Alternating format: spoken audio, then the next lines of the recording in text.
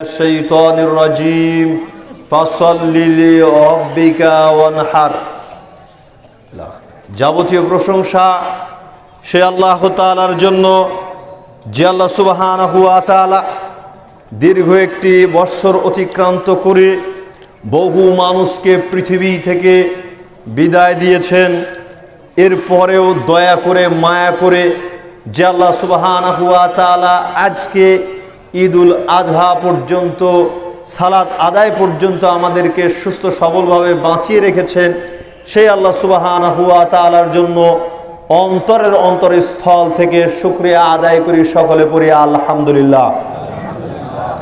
শতকরি দরুদ ও সালাম বর্ষিত হোক শেষ নবী আখিরি নবী বিশ্ব মানবতার মুক্তির দিশারি জনাবে মুহাম্মদুর রাসূলুল্লাহ সাল্লাল্লাহু আলাইহি ওয়াসাল্লামের প্রতি।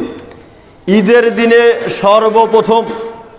দিনে সর্বপ্রথম আল্লাহর নবী ফজর সালাতের পরে যেই কাজটি করতেন, সূর্য ওঠার পরে আগে ঈদের সালাত আদায় করতেন। কি করতেন?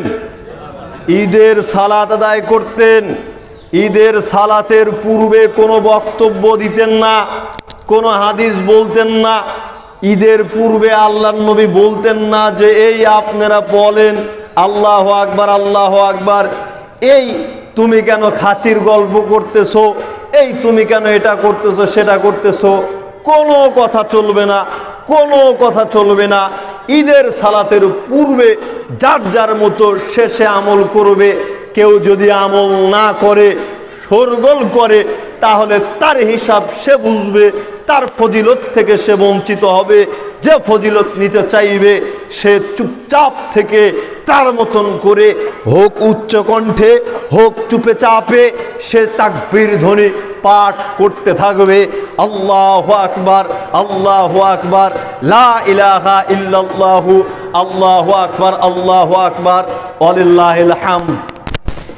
এরপরে আল্লাহর নবী যখন খুতবা শেষ, সালাত শেষ করতেন, সালাত শেষ করে দাঁড়াতেন মুসল্লিদের সামনে। যেভাবে মনে করেন আমি দাঁড়িয়েছি, আপনারা যেভাবে বসে আছেন ঠিক একইভাবে আল্লাহর নবী দাঁড়াতেন, সাহাবাগণ বসে থাকতেন নিজ নিজ জায়গাতে।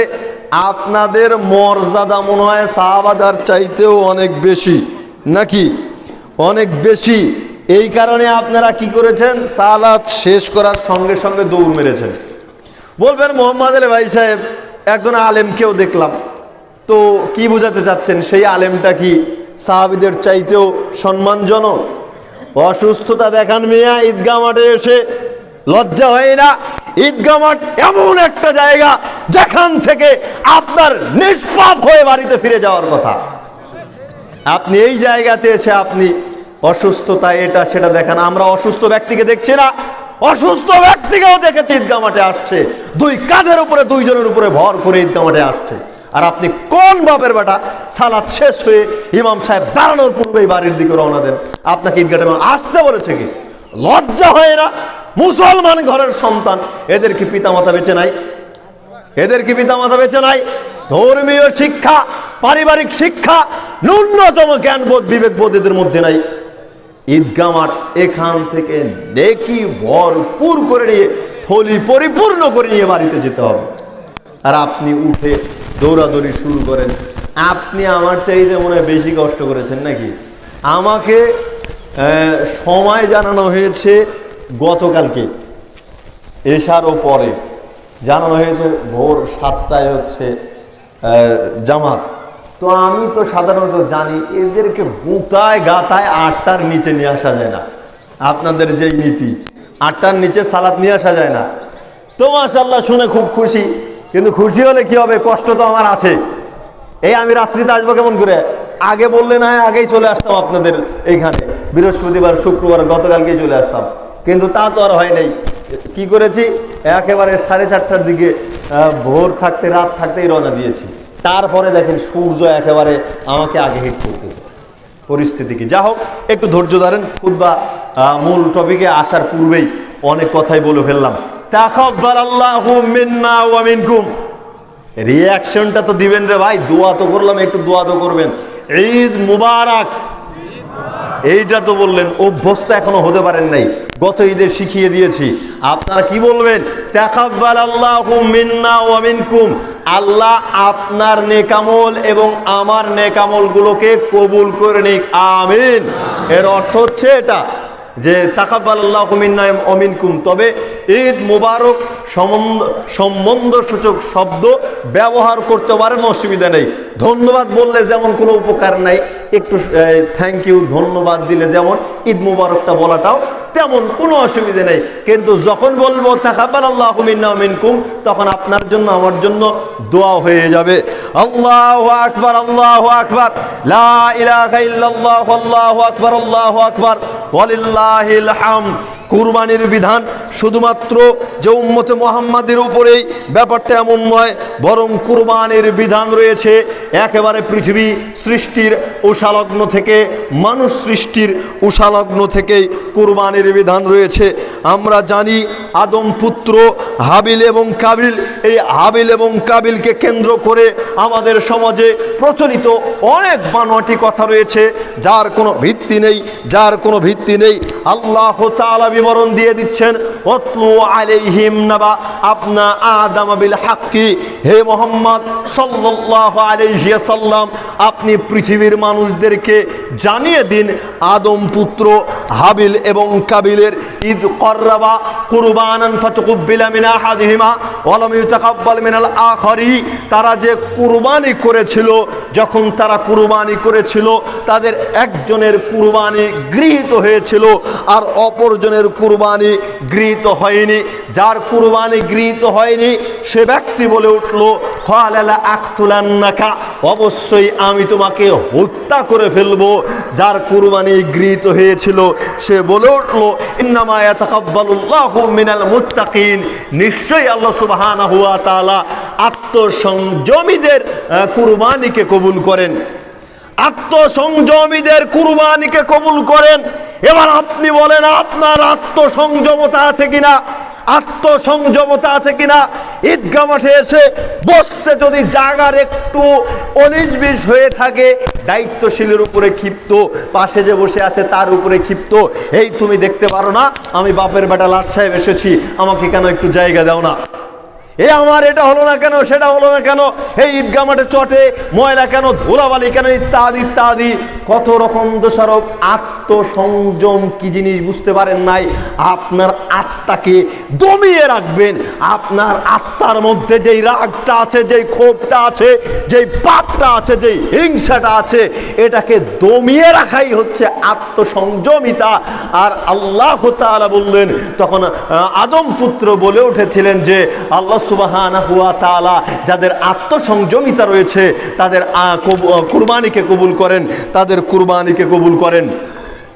আত্মসংযমী যদি না হন তবে তার কুরবানি গৃহীত হবে না, তার কুরবানি কবুল হবে না। এখন আত্মসংযমিতা আমাদের মাঝে নাই, নাই তো নাই। আমরা মনে হয় 2-3 জুমা পূর্বে আমরা লোক দেখানো ইবাদত নিয়ে আলোচনা করছিলাম। আপনার কুরবানি তো মাশাআল্লাহ একেবারে কি করেছেন, অন্য অন্য দিন তালঘরিয়া থেকে বাড়িতে আসতে করেন কি, বাড়ির দরজা পর্যন্ত ভ্যান ভাড়া করেন, বাড়ির দরজা পর্যন্ত ভ্যান ভাড়া করেন। এইবার কি করছেন, খাসি একটা যেহেতু কিনছেন আর ভ্যান ভাড়ার দরকার নাই, পাবলিককে দেখানোর জন্য একেবারে ফাঁকা পোড়া রোদ্রের মধ্যে খাসিকে হাঁটিয়ে নিয়ে বেটা সল বাড়ি চলে আসছেন। কারণ কি, মানুষকে দেখাবেন। ওই কুরবানির শিরক কি হবে, শিরক হবে। লোক দেখানো যদি কুরবানি হয়, কুরবানির মধ্যে যদি অহংকার ঢুকে যায়, তবে আপনি মুশরিক, আপনার ওই ইবাদতটা শিরকে পরিণত হবে। আল্লাহ তাআলা বলতেছেন, লা ইয়ানালাল্লাহু লুহুমুহা ওয়ালা দিমাউহা ওয়ালাকিন ইয়ানালুহুত তাকওয়া মিনকুম। আল্লাহ সুবহানাহু ওয়া তাআলা তোমাদের কুরবানির গোশত গ্রহণ করেন না, রক্ত গ্রহণ করেন না, গ্রহণ করেন তোমাদের তাকওয়া। আল্লাহ তাআলার নিকটে কুরবানির গোশত পৌঁছে না, রক্ত পৌঁছে না, পৌঁছে আমার আপনার তাকওয়া। আমার আপনার তাকওয়া। আপনার সাধ্য আছে, আপনি চিন্তা করতে পারেন, গত বছর আমার টাকা কম ছিল, আমি ছোট্ট কুরবানি দিয়েছি, এবছরে দেখছি আমার টাকা অনেক বেশি হয়ে গিয়েছে, সুতরাং আমি একটু কুরবানি বড় দিব। গত বছর যে কুরবানি একটা দিতে পেরেছি, এই বছরে টাকা পয়সা নেই, এই বছরে আমি একটা কোরবানি ছোট দিব, অথবা দিতেই পারছি না, এই বছরে আমি দিব না। আপনার আত্মা পরিষ্কার আছে, কোনো অসুবিধা নেই, কোনো অসুবিধা নেই। আল্লাহ তাআলা আপনাকে নেকি দিতে কমতি করবেন না। আপনি চিন্তা করছেন আমার ছোট ভাই দিনমজুর মানুষ, সে এত বড় কুরবানি যদি করতে পারে, আমি কেন এর চাইতে বড় কুরবানি করতে পারবো না? আপনার অহংকার প্রকাশ হয়ে গেল। ওই কুরবানি আপনার কোনোই উপকার করতে পারবে না, কোনোই উপকার করতে পারবে না। প্রত্যেকটা কাজে তাকওয়া থাকতে হবে, আল্লাহ ভীতি থাকতে হবে। দেখেন, লক্ষ্য করেন, যেখান থেকে আমরা যে কুরবানি করছি এর সূত্রপাত হয় ইব্রাহিম আলাইহিস সালাম। সেই ঘটনাটা স্মরণ করিয়ে দিতে চাচ্ছি। কেমন হৃদয় বিদরক ছিল, করুণ ঘটনা ছিল, কি পরীক্ষা ছিল। আর আমার আপনার কুরবানির পরিস্থিতি কি? আমার আপনার কুরবানির পরিস্থিতি কি? আল্লাহু আকবার, আল্লাহু আকবার, লা ইলাহা ইল্লাল্লাহু, আল্লাহু আকবার, আল্লাহু আকবার, ওয়ালিল্লাহিল হামদ। আল্লাহু আকবার, আল্লাহু আকবার, লা ইলাহা ইল্লাল্লাহু, আল্লাহু আকবার, আল্লাহু আকবার, ওয়ালিল্লাহিল হামদ। ফালাম্মা বালাগা মা'হু সা'য়া, যখন ইব্রাহিম পুত্র ইসমাইল আলাইহিস সালাম পিতার সাথে চলাফেরার বয়সে উপনীত হলো, পিতার সাথে চলাচল করতে পারে, তখন তার পিতা ইব্রাহিম আলাইহিস সালাম তাকে বললেন, ইয়া বুনাইয়া ইন্নী আরা ফিল মানামি আন্নী আযবাহুকা ফানজুর মাযা তারা। হে আমার আদরের পুত্র ইসমাইল, আমি স্বপ্নে দেখেছি, আমাকে আদেশ করা হয়েছে আমি যেন তোমাকে জবাই করি, আমি তোমাকে জবাই করছি, এ ব্যাপারে তোমার অভিমত কি? এবারে ইব্রাহিম পুত্র ইসমাইল আলাইহিস সালাম বলতেছেন, ইয়া আবাতি ফাআল মা তুমার সাতাজিদুনি ইনশাআল্লাহু মিনাস সাবিরিন। হে আমার পিতা, আল্লাহর পক্ষ থেকে যেই নির্দেশ আপনার উপরে এসেছে, হে আমার পিতা, আল্লাহর পক্ষ থেকে আপনাকে যে হুকুম করা হয়েছে, আপনি সেই নির্দেশনা অক্ষরে অক্ষরে পালন করুন, আপনি সেই হুকুম পালন করুন। ইনশাআল্লাহ আমি কোনো বিরোধিতা করব না, অবশ্যই আপনি ধৈর্যশীলের অন্তর্ভুক্ত হিসেবে আমাকে পাবেন। জোরে সরে বলুন সুবহানাল্লাহ। ফালাম্মা আসলামা ওয়া তাল্লাহু লিল জাবিন, পিতা এবং পুত্র উভয়ে আত্মসমর্পণ করলো। আত্মসমর্পণ মানে কি? আত্মসমর্পণ করলেন আল্লাহ তাআলার নিকটে, যা বলবেন আল্লাহ তাআলা পিতা পুত্র তাই করবে, যা নির্দেশ আসবে আল্লাহর পক্ষ থেকে পিতা এবং পুত্র তাই করবে। আত্মসমর্পণ। আমার আপনার আত্মসমর্পণ কি? আমার আপনার আত্মসমর্পণ নাই। ভাগে কুরবানি দিয়েছি, মাগার ভাগে কুরবানির সময় যদি ওই যে পেটের নাড়ি ভরি একটু কম আসে ভাগে, তখন আর কিসের আত্মসমর্পণ? বলে আগে ওইটাই ভাগ কর। 5 বছর 10 বছর পূর্বে ওইটা খায় নাই পাবলিক। মুরব্বীদের থেকে শুনলে এখনো বহু মুরব্বী আছে ওটা পছন্দই করে না, দেখতেই পারে না। আর এখন নারী বুড়ি খায় তো খায়, আবার গরু বা ছাগলের চামড়া সহকারে খায়, ঠিক কি না? খান, তাতে কোনো অসুবিধা নেই, খাইলে অসুবিধা নেই। রুচি হলে খাবেন, রুচি নাই খাবেন না, তাতে কোনো অসুবিধা নেই। পিতা পুত্র যখন আত্মসমর্পণ করলো, ইব্রাহিম আলাইহিস সালাম এবারে ইসমাইল আলাইহিস সালামকে জবাই করবেন। এবারে আল্লাহ তাআলা ডাক দিয়ে বলছেন, ওয়ানাদাইনাহু আইয়া ইব্রাহিম, হে ইব্রাহিম কদ সাদ্দাকতা রুইয়া, তুমি তোমার স্বপ্নকে বাস্তবায়িত করেছো। ইন্না কাযালিকা নাজজিল মুহসিনিন, আর আমি এভাবেই সৎ কর্মশীলদেরকে পুরস্কৃত করে থাকি। সুবহানাল্লাহ। ইন্না হাযা লাহুয়াল বালাউল মুবিন ওয়া ফাদাইনাহু বিযিবহিন আযীম ওয়া তারাকনা আলাইহি ফিল আখিরিন। ওয়া ফাদাইনাহু বিযিবহিন আযীম, এটা ছিল সুস্পষ্ট একটা পরীক্ষা। এই সুস্পষ্ট পরীক্ষার মাধ্যমে তোমাকে যাচাই করা হলো, তোমাকে পরীক্ষা করা হলো। আর আল্লাহ তাআলা ইসমাঈল আলাইহিস সালামকে মহান এক জন্তুর মাধ্যমে, মহান এক জন্তুর জবেহযোগ্য জন্তুর মাধ্যমে তাকে পরিবর্তন করে নিলেন। ইসমাঈল আলাইহিস সালামকে বাঁচিয়ে নিলেন এবং পরবর্তীদের জন্য এটাকে অনুসরণীয় করে রাখলেন। পরবর্তী মানে আমাদের জন্য অনুসরণীয় করে রাখতেন। এবারে বলবেন মোহাম্মদ আলী ভাই সাহেব, পরবর্তীদের জন্য অনুসরণীয় বুঝলাম, আমাদের নবী তো মুহাম্মদ সাল্লাল্লাহু আলাইহি ওয়াসাল্লাম, আমরা তাহলে ইব্রাহিম আলাইহিস সালামের রিসালাত মানবো কেন? মানবো এ কারণে আল্লাহ তাআলা বলতেছেন ফাসাল্লি লিরাব্বিকা ওয়ানহার, মুহাম্মদ সাল্লাল্লাহু আলাইহি ওয়াসাল্লাম আপনি সালাত আদায় করুন, আপনি কুরবানি করুন। এ কারণেই আমরা কুরবানি করি, আমরা ঈদের সালাত আদায় করি। ঈদের দিনে বলছিলাম, ঈদের দিনের করণীয় সংক্ষেপে বলছি।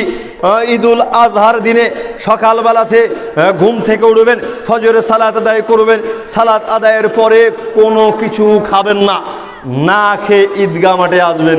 ক্ষুধার এত জ্বালা যে সবগুলি খেয়ে নিয়ে চলে এসেছি, নাকি কয়জনই বা না খেয়ে এসেছি? খুব অল্প সংখ্যক মানুষই না খেয়ে এসেছি। ঈদের দিনে, ঈদুল আজহার দিনে না খেয়ে ঈদগাহ মাঠে আসবেন। অনেকেই ব্যাকুল আসি, তারা বলি কি ঈদের দিনে সিয়াম রাখি। জি না, ঈদের দিনে সিয়াম রাখা হারাম। ঈদের দিনে সিয়াম রাখা কি হারাম। ঈদের দিনে, ঈদুল আজহার দিনে না খেয়ে আসা ঈদগাহ মাঠে সুন্নাত। সুন্নাত এক জিনিস, সিয়াম এক জিনিস। বুঝে এসেছে? সুন্নাত এক জিনিস, সিয়াম এক জিনিস। সুন্নাতকে সুন্নাত বলবো, সিয়ামকে সিয়াম বলবো। না খেয়ে থাকাটা সুন্নাত। ঈদগাহ মাঠ থেকে যাব, ঈদগাহ মাঠ থেকে যাওয়ার পরে পশু কুরবানি করে পশুর গোশত দিয়ে খাওয়া শুরু করব, অথবা সালাত আদায়ের পরে আমরা খাওয়া শুরু করব, এতে কোনো অসুবিধা নেই। ঈদের দিনে ঈদগাহ মাঠে সর্বপ্রথম আল্লাহর নবী সালাত আদায় করতেন। সালাত শেষে উপস্থিত জনতার দিকে লক্ষ্য করে খুতবা দিতেন। আল্লাহর নবীকে একটা ধনুক দেয়া হলো ঈদের দিনে। আল্লাহর নবী সেই ধনুকের উপরে, লাঠির উপরে ভর করে খুতবা দিলেন। সেই সুন্নাত আমরা পালন করছি ইনশাআল্লাহ। অনেকেই খুতবায় লাঠি ব্যবহার করতে চায় না, বিদ্রুপ করে, ব্যঙ্গ করে, বলে ওরা অসুস্থ এই জন্যে নাকি লাঠি ব্যবহার করে। কর্ণপাত করার কোনো প্রয়োজন নেই। আল্লাহর নবী দিয়েছেন, আল্লাহর নবী সমর্থন করেছেন, বিধেয় আমরা করি, বিধেয় আমরা করি আল্লাহর সন্তুষ্টির জন্য, আল্লাহর নবীকে অনুসরণ করি। অবশ্যই অবশ্যই ইনশাআল্লাহ আমরা এর সুফল পাবই পাবো। ঈদগাহ মাঠে আসবো আমরা এক রাস্তা দিয়ে, ঈদগাহ মাঠে আসবো আমরা এক রাস্তা দিয়ে, ফেরার পথে ভিন্ন রাস্তা দিয়ে যাব। পূর্বেই বলা আছে এক রাস্তা দিয়ে আসবো, ভিন্ন রাস্তা দিয়ে যাব, এটা সুন্নাত। ঈদগাহ মাঠে পায়ে হেঁটে আসবো, ঈদগাহ মাঠে পায়ে হেঁটে আসবো। মোহাম্মদ আলী ভাই সাহেব প্রশ্ন করবেন যে আমার বাড়ি তো বহু দূরে, আমি কি করে হেঁটে আসবো? একটু হাঁটেন। আমি তো এসেছি বহু দূর থেকে গাড়ি নিয়ে, তারপরে কি এই যে সম্পাদক সাহেবের বাসায় গাড়ি রেখে তারপরে এইটুকু হেঁটে এসেছি। এরকম একটু নিয়তটা রাখেন যে আমি সুন্নাতের নেকিটা যেন পাই, একটু হলেও আপনি পাবেন ইনশাআল্লাহ। আপনার নিয়ত যদি স্বচ্ছ থাকে এই করবেন, এক পথে আসবেন, ভিন্ন পথে যাবেন। ঈদের দিনে একজন আর একজনের সাথে সাক্ষাৎ হলে যে কোলাকুলি করি, একেবারে ঈদ মানেই মনে করি যে কোলাকুলি করা। ঈদের দিনে কোলাকুলি করার কোনো প্রয়োজন নাই, কুসংস্কার। ঈদের দিনে কি করবেন? একে অন্যের সাথে দেখা হলে লম্বা করে সালাম মেরে দিয়ে তাকাব্বালাল্লাহু মিন্না ওয়া মিনকুম, আর কিছু পারেন আর না পারেন সঙ্গে সঙ্গে বলেন ঈদ মুবারক। তা তো শুভেচ্ছাটা তো, ঈদের শুভেচ্ছাটা তো বিনিময় হয়ে গেল। সবচাইতে বেশি বেশি যাই কাজ করবেন আল্লাহু আকবার, আল্লাহু আকবার, লা ইলাহা ইল্লাল্লাহু, আল্লাহু আকবার, আল্লাহু আকবার, ওয়ালিল্লাহিল হামদ। যার যার মতন সে বলবেন, উচ্চ কণ্ঠেই বলবেন। আবার একজন আর একজনের কানের কাছে গিয়ে চিল্লায় বলিয়ে তার মাথাটা নষ্ট করিয়ে দেন না, কাউকে বিরক্ত করা যাবে না। যার যার মতো শেষে নেকির প্রতিযোগিতা করবেন, আমলের প্রতিযোগিতা করবেন, এতে কোনো অসুবিধা নেই। এরপরে ঈদের দিনে পশু জবাই করতে হবে। পশু জবাই করবেন কি করে? গতকালকেই একটা রিপোর্ট দেখলাম পশু জবাই করার রিপোর্ট দেখলাম। সেটা হচ্ছে যারা এই যে কি বলে চাকু দিয়ে, ছোট্ট চাকু দিয়ে আঘাত করেন একটা আলাদা রগের উপরে, এই আঘাত এবং হাত পা বেঁধে যে পশু জবাই করা হয়, এইটার ব্যাপারে একটা বিশাল প্রতিবেদন দেখলাম আমাদের দেশীয় একজন ডাক্তার সাহেব। তো আমরা এমনিতেই পূর্বে থেকে নিষেধ করেছি যে আপনারা রক্ত প্রবাহিতের মাধ্যমে পশু জবাই করবেন। বিধান হচ্ছে যেই পশুতে আল্লাহর নাম উচ্চারণ করা হয় এবং রক্ত প্রবাহিত করা হয় সেটা তোমাদের জন্য হালাল, সেখান থেকে তোমরা ভক্ষণ করো, সেখান থেকে তোমরা ভক্ষণ করো। তাহলে শর্ত হচ্ছে আল্লাহর নামকে উচ্চারণ করা এবং রক্ত প্রবাহিত করা। আমরা শুধু রক্ত প্রবাহিত করি না, আল্লাহর নাম উচ্চারণ করি। কোন কোন জায়গায় কুরবানির দিন নাম খাতা লিস্ট নিয়ে অমুক তমুক, অমুকের নামে তমুকের নামে, এটা করবেন না। অমুক তমুকের পক্ষ থেকে আল্লাহর নামে বিসমিল্লাহি আল্লাহু আকবার, সলিমউদ্দিনের পক্ষ থেকে, কলিমউদ্দিনের পক্ষ থেকে, মোহাম্মদ আলীর পক্ষ থেকে, অমুকের পক্ষ থেকে, এভাবে বলে দেন, তাতে কোনো অসুবিধা নেই। বিসমিল্লাহি আল্লাহু আকবার বলে জবাই করে দেন। জবাই হয়ে গেল, জবাইয়ের পরে দেখতেছি জান বেরোতে দেরি হচ্ছে, এমনটা করবেন না। জান একটু দেরি হোক, পশুটা একটু শান্তিতে মারা যাক। আঘাত করবেন শ্বাসনালী রুদ্র হয়ে যাবে।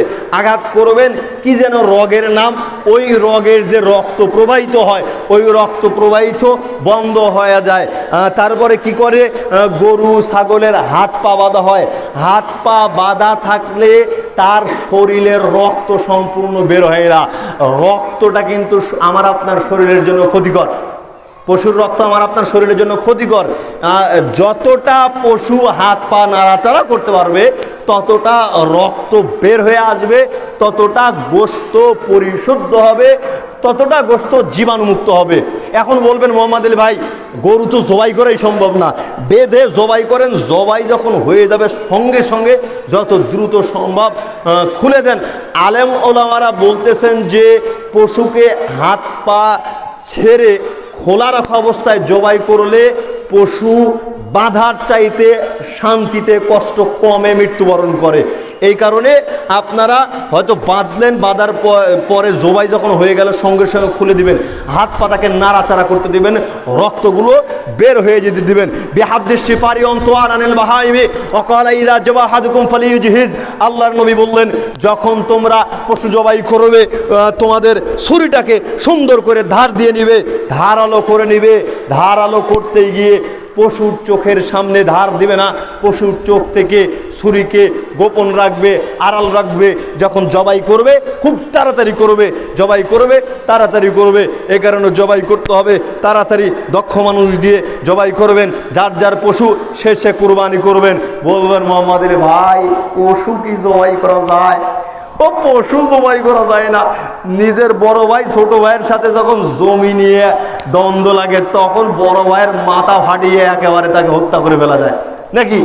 কিন্তু পশু জবাই করা যায় না। আরে নিজের পশুত্বকে কুরবানি করতে হবে। আপনি না পারেন যে পরিবারের বয়োজ্যেষ্ঠ আছে তাকে দিয়ে জবাই করান, কেউ না থাকলে ইমাম সাহেবকে ডাকেন, কেউ না থাকলে ইমাম সাহেবকে ডেকে জবাই করে নেন। জাগ দিয়ে জবাই করান, কোনো অসুবিধা নাই, কোনো অসুবিধা নাই। মাগার যে নামাজ পড়ে না তাক দিয়ে কিন্তু জবাই করেন না, একেবারে কুরবানি শেষ, ও গোশতই খাওয়া যাবে না। বেনামাজি যদি জবাই করে, কোনো মুশরিক যদি জবাই করে তাহলে ওটা খাওয়া যাবে না। যদি আল্লাহর নাম উচ্চারণ করা না হয় তবে সেটা ভক্ষণ করা যাবে না। এদিকে সাবধান এবং সতর্কতা অবলম্বন করবেন। শেষ করে দিচ্ছি, যাই হোক আর অল্প একটু। এরপরে কি করবেন, কুরবানির গোশত তো মাশাআল্লাহ জবাই হয়ে গেল। জবাই করার পরে খুব তাড়াতাড়ি সাফা সাফি করে লুকায় টুকায় রেখে ফিরিস্ত বাড়িতে একটা আছে, যতক্ষণ লোড না হয় ততক্ষণ আগে লোড দাও। তারপরে যখন দেখি জায়গার হচ্ছে না তখন পাড়া প্রতিবেশীকে একটু আড্ডু বেলাও নাকি, এরকমটা করা চলবে না। আপনার কোনো বাধ্যকতা নেই। ফাকুলু বিনা ওয়া আতিমুল কানি আল মুতাররা বাইসাল ফাকির। গোশত, কুরবানির গোশত তিনটা জায়গায় ব্যবহার করা যায়, তিনটা জায়গায় ব্যবহার করা যায়। নিজে খাবেন, অভাবগ্রস্তদের খাওয়াবেন, যারা আপনার নিকটে চায় তাদেরকে খাওয়াবেন, তিনটা জায়গায় খাওয়াবেন। এখন আপনার এলাকায় যদি অভাবগ্রস্ত মানুষ না থাকে তাহলে ভাগ হয়ে গেল দুইটা, তাহলে ভাগ হয়ে যেতে পারে দুইটা। আপনার এলাকায় দেখা যাচ্ছে চাওয়ার মানুষ নাই, ভাগ আপনার একটাই, কোনো অসুবিধা নেই। আত্মা বড়, সব দিয়ে দেন, সব দিয়ে দেন। কৃপণ বখির, একটু দিন না, একটু দিন না, কোনো অসুবিধা নেই, কোনো অসুবিধা নেই। তাকওয়া প্রকাশের জায়গা, তাকওয়া প্রকাশের জায়গায় যদি কৃপণতা প্রকাশ করেন, জবাব আল্লাহ তাআলার নিকটে আপনাকে দিতে হবে। অতএব সম্মানিত উপস্থিতি, তাকওয়া প্রকাশের জায়গা, তাকওয়া প্রকাশ করবেন, একজন আর একজনের মাঝে হাদিয়া দিবেন। ঈদের দিনে বাড়ি থেকে বের হবেন, কাজকর্ম শেষ করে আত্মীয় স্বজনের বাড়িতে যাবেন, দেখা সাক্ষাৎ করবেন, কৌশল বিনিময় করবেন, ভালো আছো হ্যান ত্যান, একটু আধটু সময় দিবেন। নাক ডাকিয়ে ঘুম দেওয়ার চেষ্টা করিয়েন না। আল্লাহর নবী ঈদের দিনে যখন খুতবা দিতেন, খুতবা শেষে সকলের নিকট থেকে দান চাইতেন, নারী পুরুষ সবার নিকট থেকে দান চাইতেন, সবাই দান করত। দান করত মানে কি, মেয়েরা তাদের গহনা, হাতের গয়না, নাকের গয়না খুলে সব দান সাদকায় অংশগ্রহণ করতেন। সবাইকে উদাত্ত আহ্বান জানাই, মসজিদের কাজ যেহেতু চলমান রয়েছে, আপনারা সবাই দানে অংশগ্রহণ করবেন ইনশাআল্লাহ, ইনশাআল্লাহ, ইনশাআল্লাহ। ধারাবাহিকভাবে অনেক দাতা সদস্য সংগৃহীত হয়েছে। আশা করি যারা এখনো অবগত নয়, বাইরে ছিলেন, দোয়া আশা করি আপনাদের কাছে, আপনারা এই ধারাবাহিক দাতা সদস্যে অংশগ্রহণ করবেন, নাম লেখাবেন ইনশাআল্লাহ।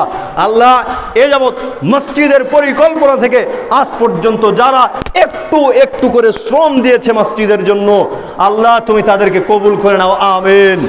আল্লাহ যারা অর্থ দিয়েছে, শ্রম দিয়েছে, সময় দিয়েছে, মেধা দিয়েছে, আল্লাহ তুমি তাদের সবাইকে উত্তম প্রতিদান দান করো, আমিন।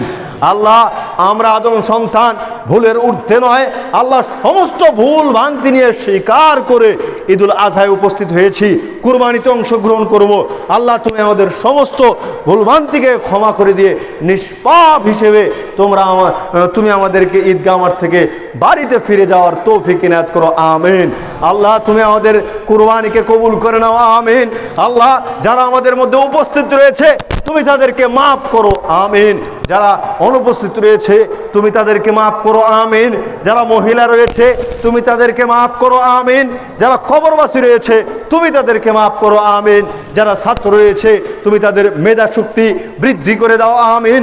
যারা অসুস্থ রয়েছে আল্লাহ তুমি তাদেরকে সুস্থতা দান করো, আমিন।